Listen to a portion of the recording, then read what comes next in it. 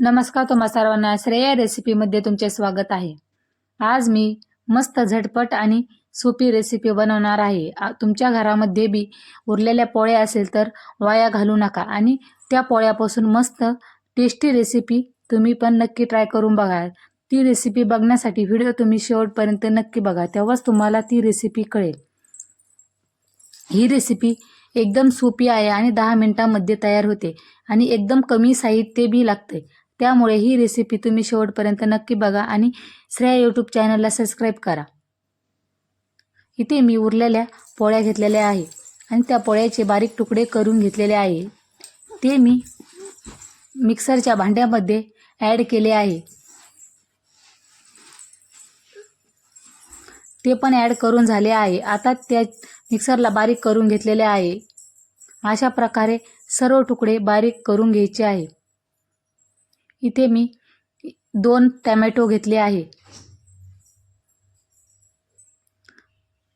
ते दोन्ही टोमॅटो मी मिक्सरच्या भांड्यामध्ये कट करून टाकले आहे।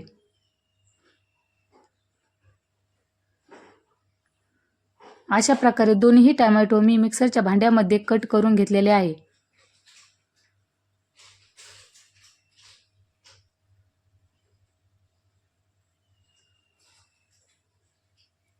टोमॅटो पण कट करून झाले आहे। मी इथे एक कांदा घेतलेला आहे, तो कांदा पण मिक्सरच्या भांड्यामध्ये कट करून घेणार आहे।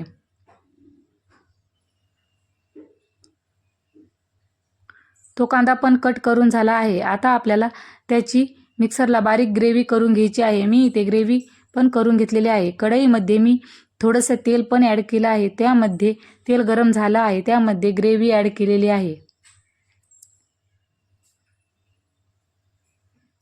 ग्रेव्ही व्यवस्थित चमच्याने मिक्स करून घ्यायची आहे। एकसारखं आपल्याला 2 मिनिट ही ग्रेव्ही मिक्स करून घ्यायची आहे। जोपर्यंत त्या ग्रेव्हीला तेल सुटत नाही तोपर्यंत आपल्याला व्यवस्थित मिक्स करून घ्यायचे आहे। ग्रेव्हीला पण मस्त तेल सुटलेलं आहे, तरीही 2 मिनिट व्यवस्थित आपण मिडियम गॅसवरती शिजून देऊ। ग्रेव्ही पण तयार आहे। त्यामध्ये मी पावभाजी मसाला ॲड केलेला आहे।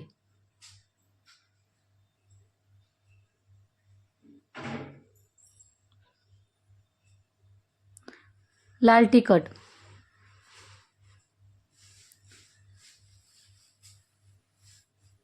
अंबारी,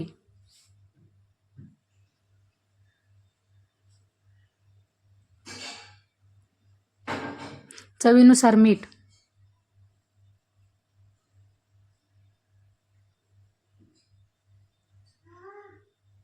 बारीक कट केलेली कोथिंबीर। आता त्यामध्ये मी बारीक केलेले तुकडे पण ॲड केलेले आहे। आता ते व्यवस्थित मिक्स करून घेऊ।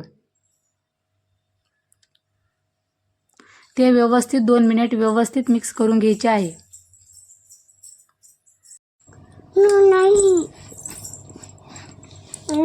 ही रेसिपी पण मस्तपैकी तयार झालेली आहे। अशा पद्धतीनेही तुम्ही उरलेल्या चपातीपासून एकदम टेस्टी आणि हेल्दी रेसिपी बनवू शकतात। आता मी इथं रेसिपी बनवून घेतलेली आहे आणि ती काढून पण घेतलेली आहे। आता इथं वाटीने आपल्याला व्यवस्थित सेट करून घ्यायची आहे। मी इथं अशा प्रकारे मस्त प्रेस करून सेट करून घेतलेली आहे। आता त्यावरती थोडीशी कोथिंबीर पण ॲड करायची आहे। इथे मी कोथिंबीर पण ॲड केलेली आहे। कोथिंबीर ॲड केल्याने टेस्ट अनेक वाढते। अशा प्रकारे सर्व सेट करून झालेली आहे आणि आता ती आपल्याला चाकूने व्यवस्थित कट करून घ्यायची आहे।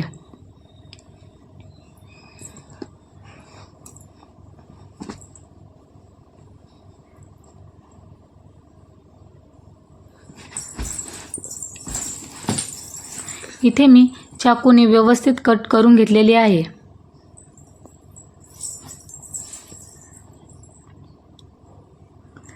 अशा प्रकारे ही रेसिपी मस्त तयार झालेली आहे। ही रेसिपी तुम्ही नवीन आहे, तुम्ही नक्की ट्राय करून बघा आणि ह्यामध्ये पावभाजी मसाला ॲड केल्याने अनेक त्याची टेस्ट वाढते